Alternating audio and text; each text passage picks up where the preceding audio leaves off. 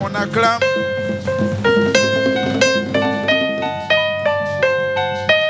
Nous allons lire la Bible dans Luc chapitre 13.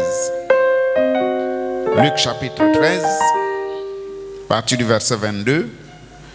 Nous allons aussi lire dans Matthieu chapitre 7, verset 28 à 29.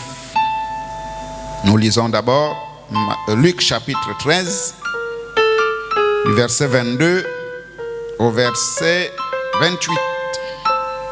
Nous lisons: Jésus traversait les villes et les villages, enseignant et faisant route vers Jérusalem. Quelqu'un lui dit: Seigneur, n'y a-t-il que peu de gens qui soient sauvés? Il leur répondit: Efforcez-vous d'entrer par la porte étroite, car, je vous le dis, beaucoup chercheront à entrer et ne le pourront pas. Quand le maître de la maison se sera levé et aura fermé la porte, et que vous, étant dehors, vous commencerez à frapper à la porte en disant: Seigneur, Seigneur, ouvre-nous. Il vous répondra: Je ne sais d'où vous êtes. Alors, vous vous mettrez à dire: Nous avons mangé et bu devant toi, et tu as enseigné dans nos rues. Il répondra: Je vous le dis, je ne sais d'où vous êtes. Retirez-vous de moi, vous tous, ouvriers d'iniquité. C'est là où il y aura des pleurs et des grincements de dents. Et quand vous verrez Abraham, Isaac et Jacob et tous les prophètes dans le royaume de Dieu, et que vous serez jetés dehors. Nous lisons Matthieu chapitre 7 verset 28. Après que Jésus eut achevé ses discours, la foule fut frappée de sa doctrine, car il enseignait comme ayant autorité et non comme leurs scribes. Dieu notre Père Céleste, merci encore pour ta parole que nous venons de lire. Conduis-nous du début à la fin, au nom de Jésus-Christ. Amen. On acclame. Une acclamation.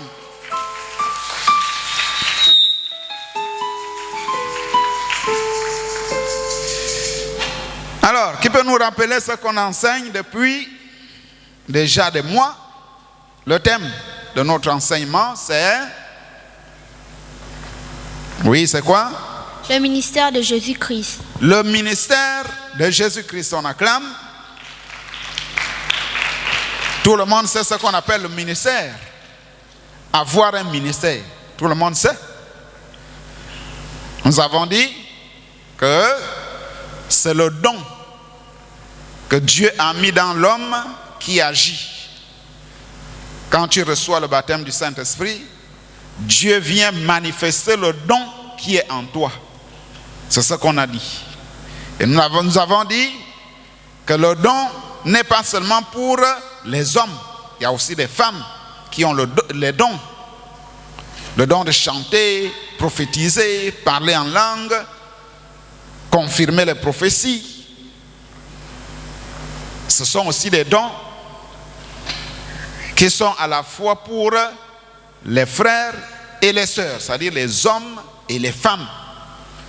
Mais on a dit, les seuls dons qui n'appartiennent pas aux femmes, c'est le don d'enseigner, qui sont dans Éphésiens chapitre 4, verset 11. Étant monté, Dieu a fait des dons aux hommes. Là, il s'agit de l'homme, ce n'est pas la femme. Qui a compris ça? Donc, c'est ce qu'on a dit, que la femme ne prêche pas la parole. Si vous voyez une femme dans une église, devant en train de prêcher, le prophète nous a dit qu'il s'agit du diable. c'est le diable qui prend la forme de la femme pour enseigner, pour prêcher aux autres hommes. Les hommes sont assis, la femme est à la chair, en train de prêcher. Le prophète dit c'est une malédiction. Parce que Paul nous a dit que si quelqu'un croit être prophète ou inspiré, qu'il reconnaisse que ce que je vous dis, je vous enseigne, est un commandement du Seigneur. Donc le fait que la femme ne prêche pas, c'est une loi de l'Ancien Testament. La femme ne devait pas aller au sacerdoce. Quand les Lévites montaient pour faire le service, la femme n'était pas. C'était Aaron et sa descendance, les hommes. Moïse et ses enfants. Aaron et ses enfants. Et les enfants, c'est des garçons, ce n'étaient pas des filles. On acclame, on acclame.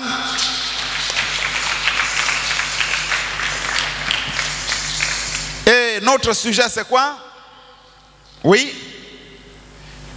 Notre sujet, c'est... Oui. Les attractions. Est-ce que nous sommes encore dans les attractions? Oui. Le ministère de la parole. Le ministère de la parole. On acclame. Le ministère de la parole. Et qu'est-ce qu'on a dit?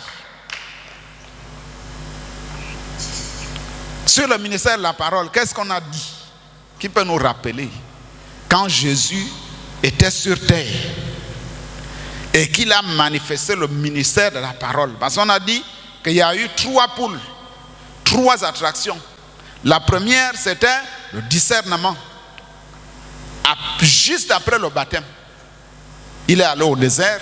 Et quand il revient du désert pour commencer à prêcher, la première chose, c'était le discernement.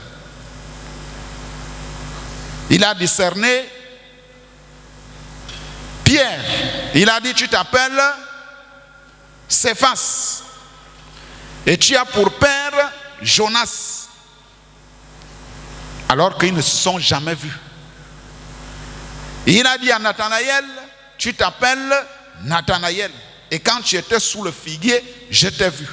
Avant qu'André ne t'appelle, avant que Philippe ne t'appelle, je t'ai vu. Voilà le début du ministère. Et après, il a continué avec quoi? Après le discernement, il y a eu quoi? Il faut noter, c'est à cause de ça qu'on vous demande d'avoir les cahiers à l'école les dimanches. On note. Quand tu arrives à la maison, tu relis ces choses-là. On ne peut pas rester là comme un robot enregistreur. Hein? On parle des cahiers à l'école dimanche, rien du tout. Ça, c'est des enfants rebelles. On a parlé de la rébellion dans les derniers jours. Les enfants sont rebelles à leurs parents. C'est ce que vous êtes en train de faire. On demande les cahiers, vous allez à la maison, vous ne faites rien. Vous ne dites pas aux parents d'acheter les cahiers. Vous revenez ici comme ça. Quand on pose la question, ce qu'on a dit dimanche dernier, on ne connaît pas. Mais comment vous aurez le Saint-Esprit?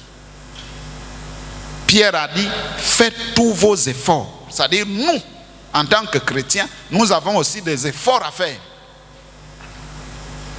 Quelqu'un va dire, je n'ai pas l'argent de taxi pour aller à l'église. Moïse faisait comment?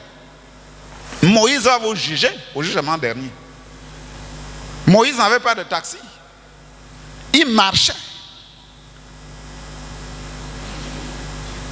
La reine de Séba va vous juger. Je n'ai pas les habits pour aller à l'église. Mais Jean-Baptiste va te juger. Lui, il portait les habits, les peaux d'animaux. Alors que toi, tu as la veste, tu as la robe, mais tu dis que tu n'as pas d'habit. C'est la raison que tu donnes pour ne pas venir à l'église. Au jugement dernier, Jean-Baptiste, il va se pointer devant toi. Il va te dire, moi j'avais les peaux d'animaux. Et je prêchais comme ça. Même si les gens se moquaient, ils prennent leur jugement. Chaque matin, tu manges le pain. le pain au chocolat, la galette au chocolat, ou bien au beurre. Mais tu n'as pas le cahier pour l'école le dimanche. C'est grave. En même temps, tu demandes à Dieu, donne-moi le Saint-Esprit. Mais comment? Le même Dieu qui parle dans le moniteur, il dit amène le cahier parce que c'est le prophète qui a dit ça lors de l'église 1963. Le prophète a dit chaque enfant de l'école du dimanche doit avoir un cahier pour noter. Qui comprend ce qu'on dit? Bon, dimanche prochain, quand vous allez revenir, vous n'aurez pas toujours les cahiers. Qu'est-ce qu'on va dire?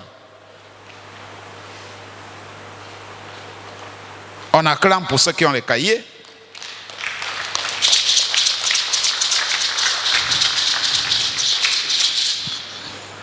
Alors, quel était le sujet? On a dit que le sujet c'était quoi? Qui peut nous rappeler? Oui. Le sujet de dimanche dernier, c'était quoi? Le ministère de la parole. Le ministère de la parole. Et qu'est-ce qu'on a dit?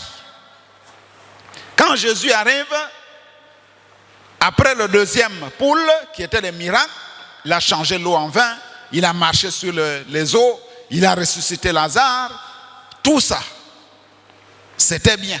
Il a multiplié le pain et les gens suivaient. Quand on entend qu'il est là-bas, la foule, parce qu'ils entendaient qu'il a marché sur les eaux. Il a ressuscité Lazare. Il a guéri dès que la femme qui avait la perte de sang l'a touché. Le sang s'est arrêté. Les gens ont dit non, l'homme là, il faut qu'on le suive. Les foules l'ont suivi. Mais quand il arrive maintenant à la parole, qu'est-ce qu'on a dit? Nous avons lu un chapitre de Jean, qui se souvient, qui a noté Jean chapitre, qui a noté ça? C'était Jean chapitre, oui, le frère là-bas, Jean chapitre 4. Non, ça c'est la femme au puits. Jean chapitre, rien, n'a pas noté. Oui, là-bas, chapitre, non, Jean chapitre 6. Jean chapitre 6, nous allons lire ça. Jean chapitre 6. Quand il arrive là, il dit,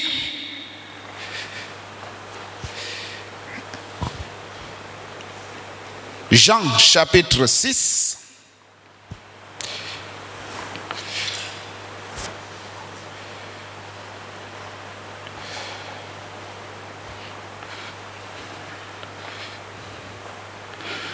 il a dit,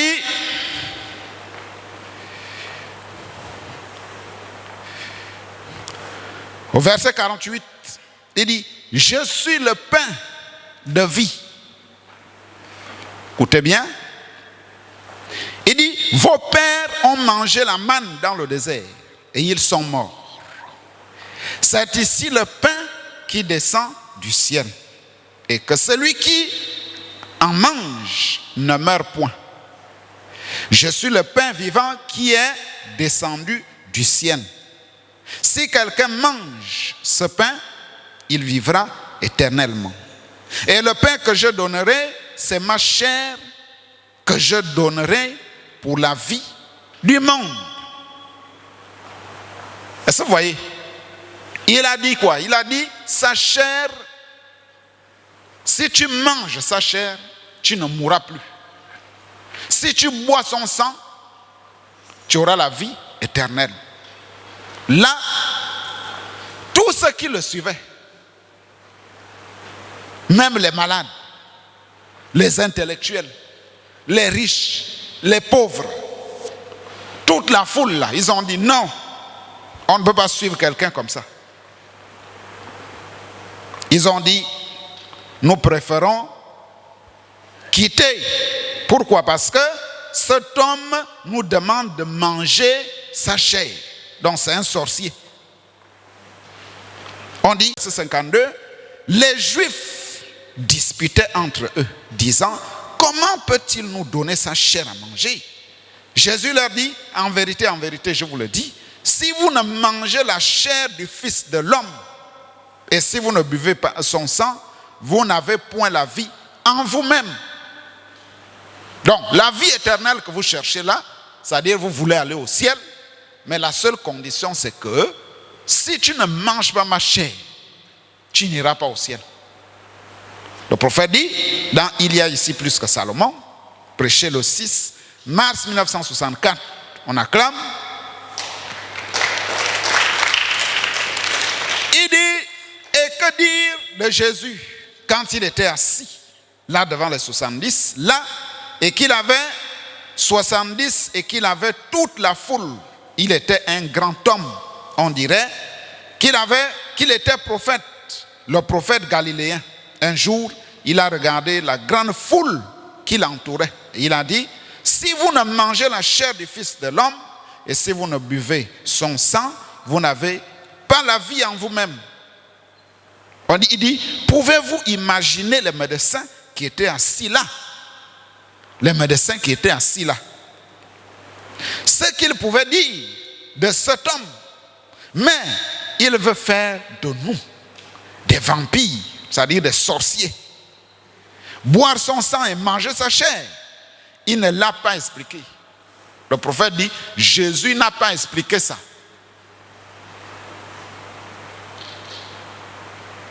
Pourquoi? Pourquoi il n'a pas expliqué?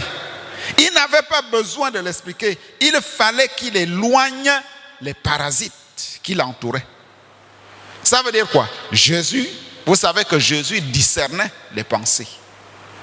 Tout ce qui venait là, il ne venait pas pour aller au ciel. Certains venaient pour se marier, d'autres venaient pour avoir l'argent, d'autres venaient parce qu'ils avaient entendu qu'il était prophète, il était puissant. Il pouvait marcher sur l'eau, il pouvait ressusciter les morts, il pouvait multiplier le pain. On a amené un jour, on a amené 5 pains et 5 poissons. Pour une foule de 5000 hommes. 5000. Nous ici à l'église, on peut être à 1200. Si on remplit l'église là, c'est 1200 places, ou bien 1300.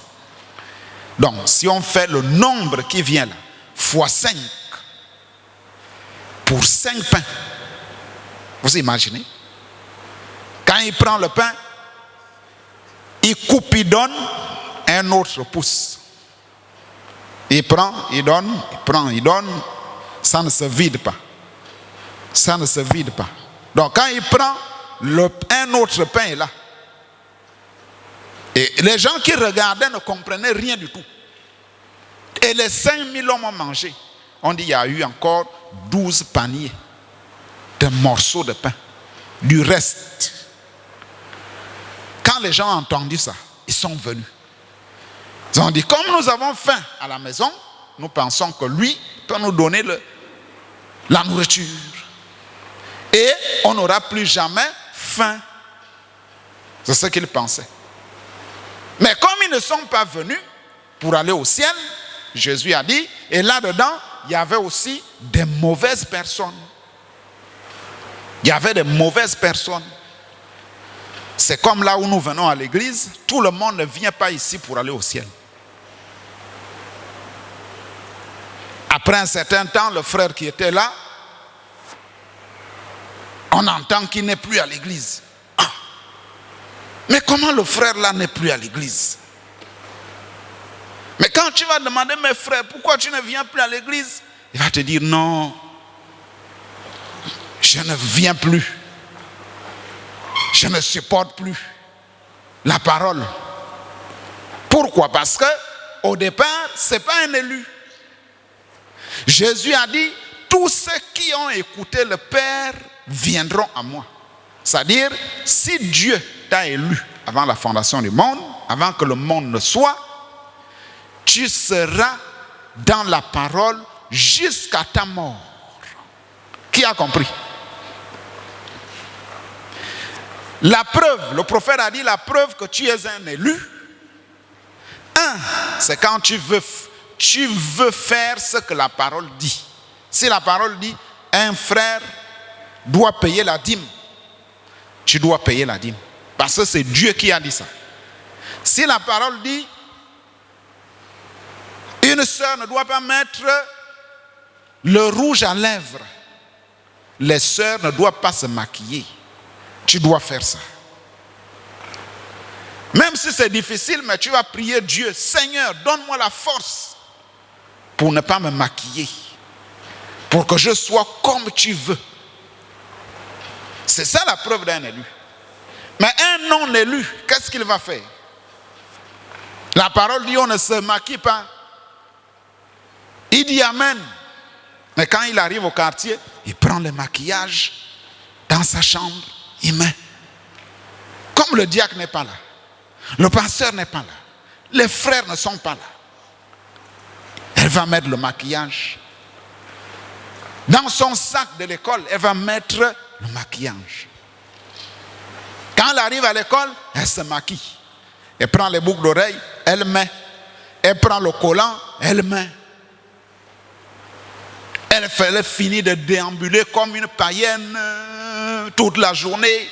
Et dès qu'elle sait qu'elle va bientôt rentrer à la maison, elle enlève le collant, elle enlève les boucles d'oreilles, elle lave la face, elle prend ses choses, elle met dans le sac, elle vient à la maison. Et le parent pense que c'est une chrétienne. Voilà les preuves de quelqu'un qui n'est pas élu. Qui a compris? On acclame. Mais la preuve que tu es un élu, dès qu'on dit le maquillage n'est pas bon, même étant à l'église, tu commences à essuyer la face. Les boucles d'oreilles, ce sont des démons. Ce sont des dieux étrangers. Si tu as ça, tu enlèves. Tu sors là, tu jettes ça là-bas. Parce que ce n'est pas ce que Dieu veut. C'est la preuve que tu es un élu. Maintenant, quand Jésus, devant la foule, il dit, celui qui ne mange pas ma chair, qui ne boit pas mon sang, n'a pas la vie éternelle. Les non-élus, ils ont dit, non, nous, on préfère sortir de l'église. Nous, on ne peut pas rester dans une église là où le pasteur dit qu'on doit manger sa chair. Ça, c'est une église des sorciers. Les gens ont commencé à partir. Les foules, les 70 sont partis. Après, il dit, il n'a jamais expliqué. Il n'a pas besoin de l'expliquer. Il fallait qu'il éloigne les parasites. Le prophète dit, c'était des parasites. Les non-élus qui l'entouraient, au lieu d'essayer de les dorloter et de les mettre sur un registre, il les éloignait. Il n'avait pas besoin d'eux. Donc, nous voyons qu'il était là. Il a dit, il ne l'a pas expliqué. Donc, vous devez comprendre que à l'église, là où nous sommes,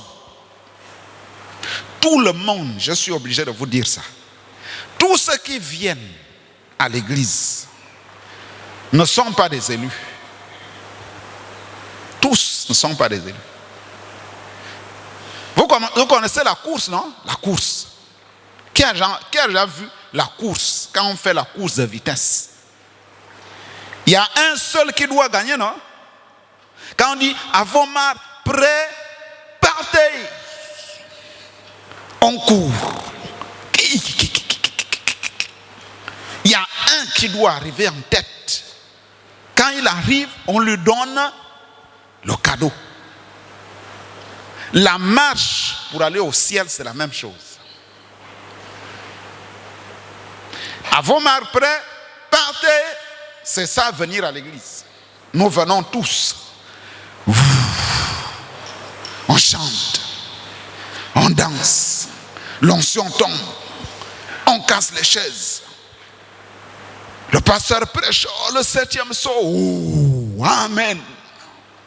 Les gens enlèvent les vestes, les autres soulèvent les chaises. Vous voyez ça, non? Mais après un temps, certains vont commencer à montrer leur couleur. Aujourd'hui, il n'est plus à l'église. Demain, il est dans les bars. Après-demain, il donne des raisons. L'autre lendemain, il disparaît pour de bon. Pourquoi? Quelqu'un qui a dit amen ici, un an après, il n'est plus là. Quand on demande, il donne des raisons. Pourquoi? Parce que c'est un non-élu. Ce n'est pas la peine parfois d'aller le chercher. Quand on donne des conseils, il ne comprend pas, on laisse. Tu pries seulement pour la personne. Qui a compris? C'est comme ça l'église. On acclame, on acclame. Donc, c'était le ministère de la parole. Et on a dit que le ministère de la parole de Jésus a eu 3 grands moments. C'est ça la leçon de ce matin. Nous sommes toujours sur le même sujet, mais la leçon de ce matin, c'est le ministère de la parole de Jésus-Christ avait 3 grandes phases. La première, c'était quoi? Nous ne parlons pas des 3 poules, mais nous sommes dans la parole. On a parlé du premier poule, le discernement. Deuxième poule, les miracles. Troisième poule, la parole. Maintenant, dans la parole, il y a aussi 3 grands moments. 3 grandes phrases. Qui sont, oui, on a dit, les béatitudes. Les béatitudes, on acclame, on acclame. On acclame. Il y a eu les béatitudes. Oui. Deuxième. Les paraboles. Les paraboles. Troisième.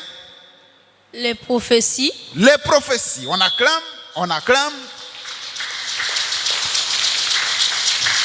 Les béatitudes. Tout au long du ministère de Jésus, c'était quoi? Il a commencé dans Matthieu chapitre 5. Et c'est là où nous avons donné l'exercice. Alors, qui a étudié? Matthieu chapitre 5, du verset 3 au verset 11. On a dit qu'il fallait au moins mémoriser 3 versets. Oui, un doigt là-bas. On essaye. Oui. Heureux les pauvres en esprit, car le royaume des cieux est à eux. Heureux les affligés, car ils seront consolés. Heureux les débonnaires, car ils hériteront la terre. Heureux ceux qui ont faim et soif de la justice, car ils seront rassasiés. Heureux les miséricordieux, car ils obtiendront miséricorde. Heureux ceux qui ont le cœur pur, car ils verront Dieu. Heureux ceux qui procurent la paix, car ils seront appelés fils de Dieu. Heureux ceux qu'on persécutera pour la justice, car le royaume des cieux est à eux. Heureux serez-vous lorsqu'on vous outragera, vous persécutera, et on dira faussement de vous toutes sortes de mal à cause de moi. On acclame, on acclame, on acclame. C'est très bien. Heureux serez-vous lorsqu'on vous outragera. C'est surtout ça. Lorsqu'on dira faussement de vous toutes sortes de mal à cause de moi. C'est ce que Jésus lui-même a subi. Vous savez que quand Jésus est né, les gens ont dit la nouvelle est partie, la nouvelle s'est répandue. Que cet enfant est né dans les conditions qui ne sont pas la parole. Parce qu'il fallait que Joseph et Marie soient d'abord mariés légalement à l'église. Qu'on voyait le souverain sacrificateur bénir leur mariage. Après le mariage, Jésus devait naître. Mais ça n'a pas été le cas. Jésus est venu pendant qu'ils étaient fiancés. Les gens ont dit, cet enfant est né dans le péché. Donc, Jésus a été taxé, d'abord Marie a été taxée de fausse sœur. On doit l'excommunier. On doit la chasser de l'église parce qu'elle a eu l'enfant avant le mariage. Marie a subi les critiques. Les gens l'ont critiqué, les gens l'ont dénigré. Mais elle n'a pas regardé ça. Elle était toujours fidèle à Dieu, fidèle au temple, à l'église. Jésus lui-même, quand il arrive, il veut commencer à prêcher, on lui dit non. Nous ne sommes pas nés dans la fornication. Toi, tu es né dans la fornication. Comment ça? On dit non, parce que tu es né, ton père et ta mère n'étaient pas mariés. On a dit ça à Jésus. Mais il n'a pas fui. Il est resté fidèle à la parole. Et quand il arrive, il dit, c'est mon père, moi et mon père, nous sommes un. Ils ont pris des cailloux pour le lapider. Ils ont dit, toi qui es un homme, tu te fais Dieu. Est-ce que vous voyez? Quand il a guéri les malades, il a marché sur l'eau, il a changé de l'eau en vin. Ils ont dit, tu fais ces choses par la puissance de Satan. Tu es Belzéboul. Belzéboul veut dire le prince des démons. C'est-à-dire Lucifer. Donc, Jésus a été taxé de démons, de Satan, d'un enfant illégitime. Est-ce que vous voyez? Bon, ici, il dit, quand votre tour va arriver, moi par exemple, je prends mon exemple. Quand j'ai cru au message, je suis allé dire à la maison, à mes parents, que non, j'ai découvert une église. Là-bas, vraiment, on dit la vérité. Ils m'ont posé la question, c'est quelle église? J'ai dit le message du temps de la fin, ce qu'on appelle la parole parlée. Ils ont dit non, c'est une secte. C'est une fausse église, c'est une mauvaise église, c'est la Rose-Croix. Les gens là suivent un homme. Et comment se fait-il que ce que j'écoute, c'est la parole, mais ce que les hommes disent, ils disent que c'est du diable. Comment je vais faire? C'est là où Dieu veut amener l'homme. Maintenant, qu'est-ce qu'il fallait faire? Il fallait aller prier. Je suis allé prier. J'ai dit, Seigneur, je suis sorti de l'église catholique parce que j'ai vu que là-bas, on ne suit pas la parole telle qu'elle est dans la Bible. Maintenant, quand j'arrive ici, on me dit encore que c'est du diable. Comment je vais faire? J'ai prié. Mais quand je finis de prier, je vois la même colonne de feu. Vous voyez là. La voix sort dedans. La voix dit, ces gens sont contre toi à cause de mon nom. C'est à cause de mon nom qu'ils sont contre toi. Est-ce que vous voyez? C'est ce qu'on appelle l'expérience. C'est-à-dire chaque chrétien doit avoir une expérience avec Dieu. Et le prophète dit, aucun homme, aucune femme, aucune église ne peut aller loin sans avoir rencontré cette chose qui fait de cette parole une réalité. Qui a compris ça? Si tu ne croises pas la colonne de feu qui te dit quelque chose, tu seras ballotté. On va venir te dire, le message n'est pas bien, sors de cette église. Toi aussi tu prends les clics et les claques, tu retournes encore à la dénomination. Tu vas encore aller mettre les pantalons, tu mets encore les rouges à lèvres, tu mets encore le maquillage. Et si tu fais ça, tu vas recevoir ce qu'on appelle la marque de la bête. Qui a compris? Le prophète lui-même, lorsqu'il est venu avec le message, il a dit, Dieu m'a parlé, j'ai eu une vision. Voilà ce qu'il m'a dit. Les gens ont dit, prophète, abandonne ces choses, c'est du diable. On l'a découragé. Mais il n'a pas laissé. Il a continué avec le message jusqu'à ce que Dieu est venu lui parler.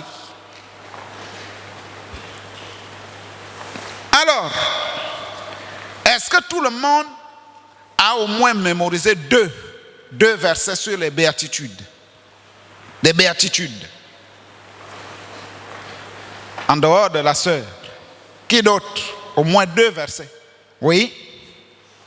Heureux les pauvres en esprit, car ils hériteront du royaume, car le royaume des cieux est à eux. Heureux les affligés, car ils seront consolés. On acclame? On acclame? Oui? Heureux les pauvres en esprit, car le royaume des cieux est à eux. Heureux les affligés, car ils seront consolés. Heureux les débonnaires, car ils hériteront la terre. Heureux ceux qui ont faim et soif de la justice, car ils seront rassasiés. On acclame, on acclame, on acclame. Un frère? Aucun. Personne n'a mémorisé. Il faut connaître ces choses. Donc, la première phase du ministère de la parole de Jésus, c'était les béatitudes. Et on a dit que les béatitudes, ce sont les enseignements que Jésus a donnés. Ce sont des lois qui font le bonheur dans le cœur et la vie des croyants. Quand tu mets ces choses en pratique, tu n'es pas ballotté. C'est-à-dire, on ne peut pas t'entraîner n'importe comment. Tu es un chrétien assis dans la parole. Qui a compris? Donc, c'était un enseignement ou bien des enseignements clairs que les gens écoutaient. On dit, la foule qui l'écoutait était frappée de sa doctrine. Parce qu'il ne parlait pas comme leur sacrificateur. Il parlait avec autorité. Et les gens écoutaient. Par exemple, au verset 22, au verset 21, il dit, vous avez appris, vous avez entendu qu'il a été dit aux anciens, tu ne tueras point. Celui qui tuera mérite d'être puni par les juges. Mais moi, je vous dis, que quiconque se met en colère contre son frère mérite d'être puni par les juges. Que celui qui dira à son frère, Raka, mérite d'être puni par le Sanhédrin. Que celui qui lui dira, insensé, mérite d'être puni par le feu de la géhenne. Celui qui insulte sa sœur ou bien son frère, Jésus dit, il doit aller en enfer. Qui a compris? Qui saisit bien ce qu'on dit? Au verset 24, il dit, nous allons au verset 27. Vous avez appris qu'il a été dit, tu ne commettras point d'adultère. Mais moi je vous dis que quiconque regarde une femme pour la convoiter a déjà commis adultère dans son cœur. Commettre adultère, c'est quoi? C'est-à-dire un homme qui a une femme, il va chercher une autre femme alors qu'ils sont mariés. Moïse a dit, cet homme-là, on doit le lapider. Vous avez compris? Lapider veut dire, nous tous là, nous prenons les cailloux, on tue l'homme là, avec les cailloux. Mais, Jésus dit, que celui qui regarde, c'est-à-dire, tu ne commets pas l'acte, mais tu regardes seulement une femme, tu l'apprécies. Jésus dit, il dit, cet homme a déjà commis adultère. Donc ça veut dire qu'il est venu amplifier la loi. Il est venu rendre la loi plus dure. a compris? Il dit, nous sommes là, questions et réponses sur la Genèse, prêché le 9 juillet 1953, paragraphe 144. On acclame.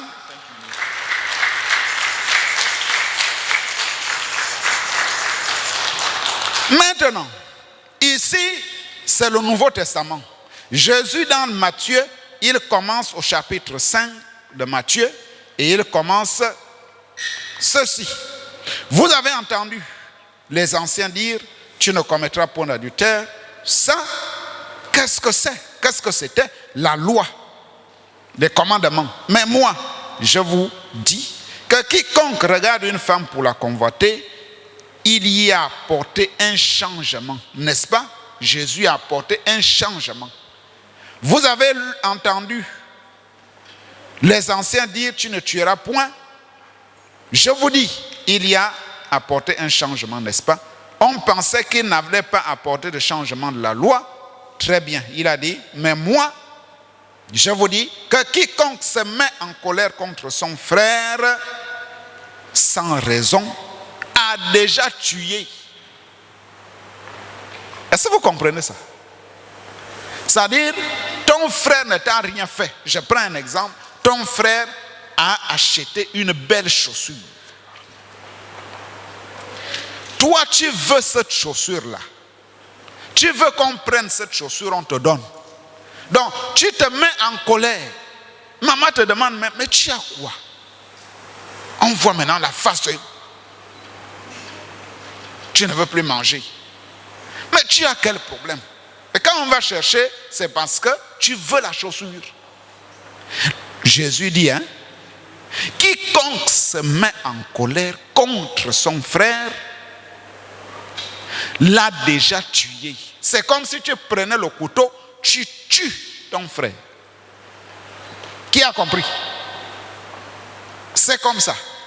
Donc c'est ça les béatitudes, les enseignements clairs, mais plus durs même que la loi.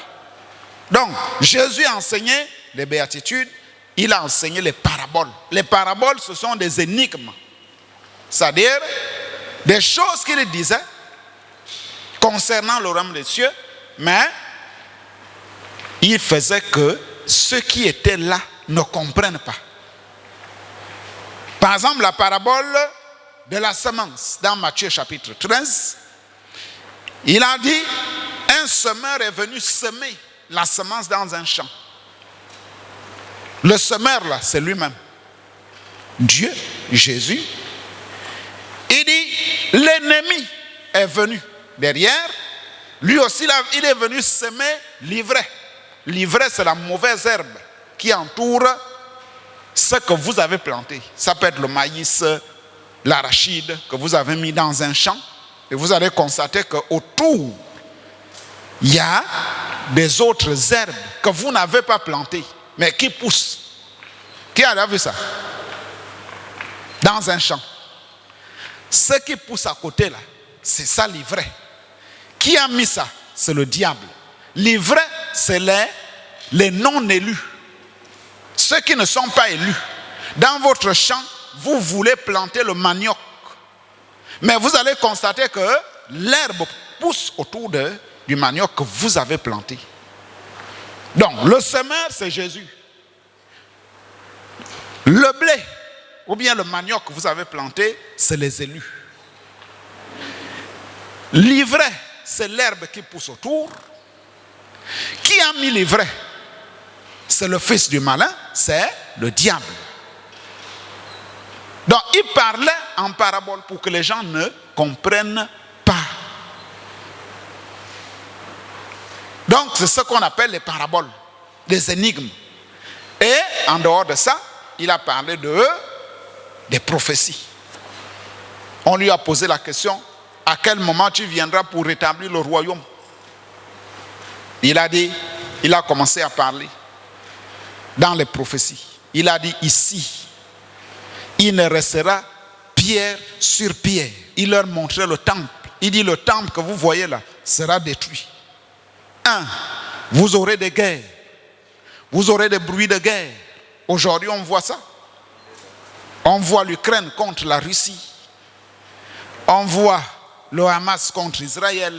C'est pourquoi il faut noter. Il faut noter.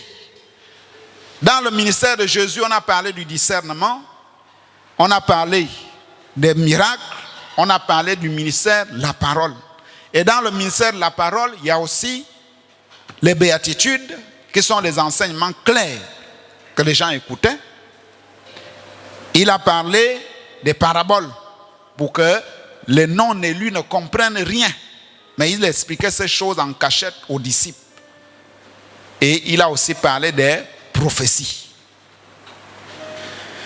Nous allons prier. Dieu, notre Père Céleste, merci encore. Nous sommes arrivés à la fin. Ô Dieu Tout-Puissant, nous avons besoin de toi, Seigneur, pour que tu puisses nous donner, ô Dieu Tout-Puissant, des capacités, Seigneur Jésus, de prendre ces choses au sérieux, de marcher avec cela, Père éternel, tout au long de notre vie sur la terre. Bénis tes enfants qui ont écouté, bénis la sortie, bénis les offrandes, bénis les dîmes, au nom de Jésus-Christ. Amen.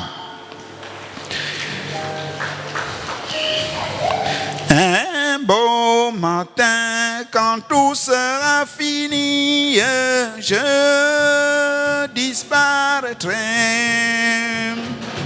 à la maison où habite mon Jésus. Je disparaîtrai, je disparaîtrai, je disparaîtrai. Au roi, je disparaîtrai à la fin, à la fin. Alléluia, tout à l'heure, je disparaîtrai. Juste encore peu de temps et alors je disparaîtrai. Dans ce pays où la joie demeure, je disparaîtrai. Je disparaîtrai, je disparaîtrai. Au revoir, je disparaîtrai à la fin, à la fin. Alléluia, tout à l'heure, je